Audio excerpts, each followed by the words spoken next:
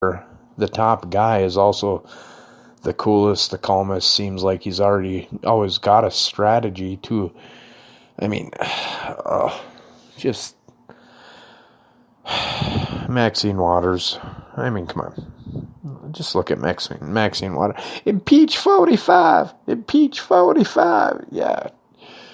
Based on what? Well, don't bring up details. Well, kind of gotta have them. You know, I mean,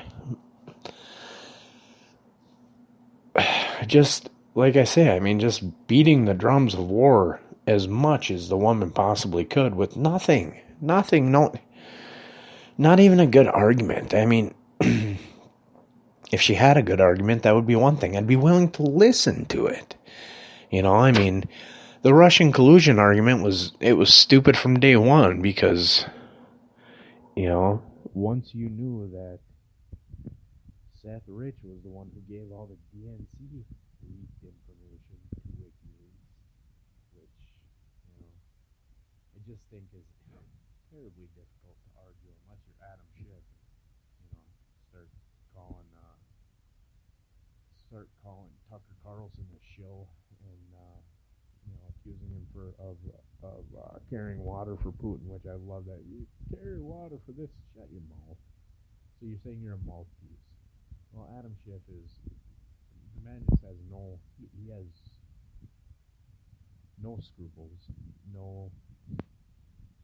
he is a dishonorable human being, period. He has been purposely pushing this lie, this bullshit, well over a year. He has no interest in providing his constituents, I mean, with truth. Guess what, jackass? That's your job. Anybody who is elected as a congressman, as a senator, congresswoman, whatever, all of you all really need to take a very quick look at what your job title really is. You're supposed to be representing the people. Now, Mr. Adam Schiff, unless you actually believe that the people want to remain in the dark about this, which I think has been I think the people have been pretty persistent in making it known that is not what we want. It is not your job to decide what we can handle and what we should be exposed to. It's your job to represent the people. And I get that you have to represent that big D flag, big D flag. You know, we're talking about the you know, Bloods and Crips of Washington, the red and the blue. You know, of course he's a Crip in this analogy, but you know, if you can't put your party aside for just a moment, just to realize exactly what signal you're sending to the people that you claim to be representing. People want the truth, man. I mean, I think that's almost inarguable. There are people who want to remain willfully ignorant, for sure, but those are typically zealots, and I don't think that their numbers are high enough to justify actively working against an informed public like Mr. Adam Schiff. Sorry, I almost went shifty there, but Adam Schiff has done. Nancy Pelosi has done, and she's actually backtracked a little bit. I think she's a little bit scared about what could happen if she keeps this, you know, if she keeps going down the same path that, say, Mr. Adam Schiff went down. Here's the thing. I mean, it's like when you have politicians that are unable to deliver on something, like Paul Ryan. Speaker of the House, and I don't know what his agenda necessarily is, because he's a car salesman. I mean, he speaks well, and he smiles, and he's humble and everything, but I have no idea what his actual agenda is. All I can say is that even a lot of the stuff that has gone through that is presumably good still sucks. I mean, it's still filled with shit, and doesn't, well, you look at the omnibus bill and what that ended up doing, and I get the underlying component of, in a state of emergency, it can be retooled or whatever, but still, on the surface, it's terrible. It's filled with crap that is no good to the country. And the Speaker of the House, and Mitch McConnell, and everyone else who, I'll put it this way. I do believe that the Republicans are in grave danger of losing the majority in Congress.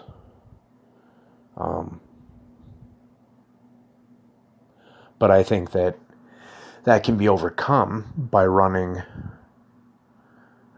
independents, running other Republicans who actually look to represent the people. You know what? These assholes that should be voted out should be voted out. If you keep putting pork across and you keep, going against exactly what you said you would do when you ran, well, you should be eliminated. And if you're like Rand Paul and you just vote against everything, I mean, you should be eliminated too. And if Rand Paul happens to be right and everyone else is just holding the system back and holding it accountable, then they should all be voted out. Or sorry, keeping the system from being accountable, I guess, to the people, I should say. But anyway, so you got a lot of people who need to be eliminated from office, I would say, on both sides. I as far as Adam Schiff is concerned, I think that anyone who votes for that man is seriously ill-informed. I mean, you should not be voting to give more power to people to keep you in the dark. That, I don't even think Un-American covers that. That is just, that is stupidity of the highest order. What else have we got? Well, so to this point, for this week, sounds like North Korea is, they're denuclearizing. They've put a halt to their entire nuclear program, or so they've said. Well, you know what? Even them saying that is further than it's come in a very long time.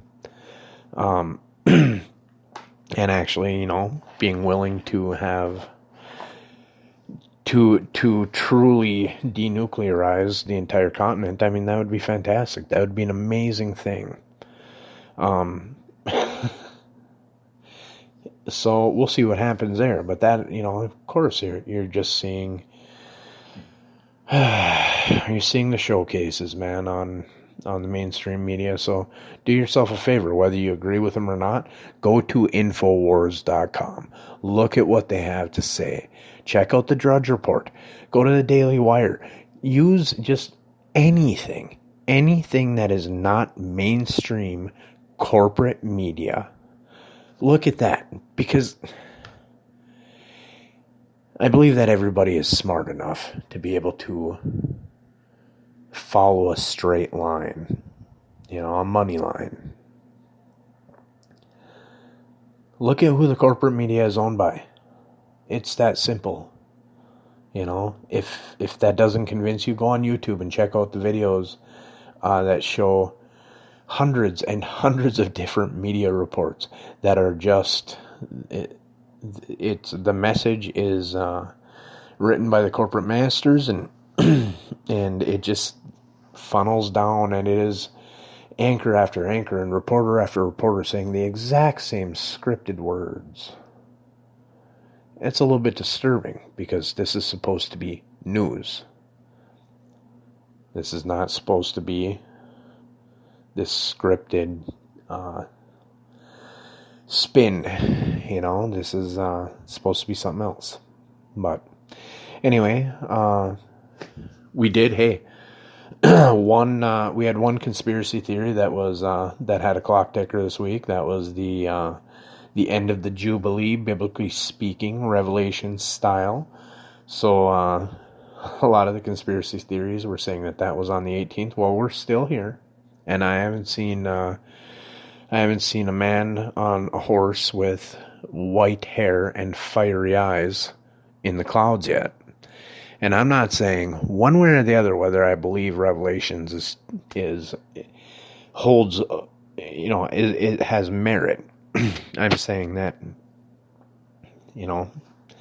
ticker's up on that one. Who knows where it sits, but, I just want to bring, as different scenarios, different doomsday scenarios become expired, I think it's good that we acknowledge that, hey, I'm open to all of them. I'm open to seeing, hey, you know what? Who knows what might happen? But I think that it's important to, for everyone to check themselves as these things become debunked over time. And when I say debunked, I mean quite simply that I think it's foolish to think that anyone can do the math on the apocalypse. If the apocalypse is coming, yes, there are statements, the Bible explains how long and this and that, but we don't know necessarily how accurate anything is.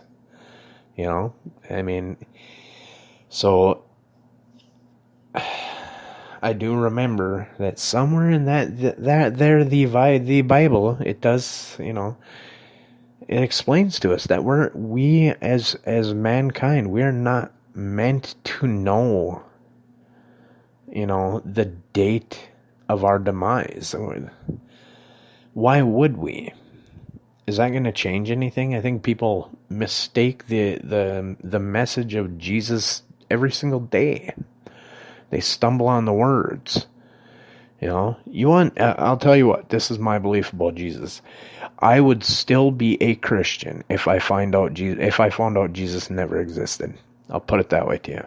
I would still be a Christian because of the fact that I believe that the story of Jesus and how Jesus lived and the incredible love that he had for the world and just he the King of Kings. He is completely selfless and completely good. And that's by design. And I think that if all you take from the story is, try to be like that. Try your best. And understand that you're going to fail, and you're going to fail often because we're human. But as long as you continually try to just be the best that you can, to avoid hurting people, to try to do something good for this world and for everybody in it. And we can all do that. Every single one of us can be the best that we can be. And it doesn't matter if you're poor and downtrodden. I'll tell you what. I hate to admit it.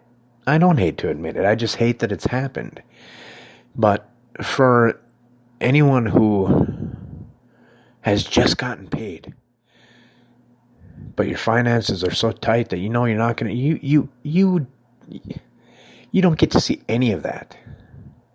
Because every dime plus more is spoken for by bills. Hey, guess what? I'm right there with you. It's tight. It's terrible. Life is hard sometimes. Financially speaking, life can be very difficult. But what are we going to do? Stumble forward, do the best that we can. And understand that that little bit of suffering, this is why I brought that back, that little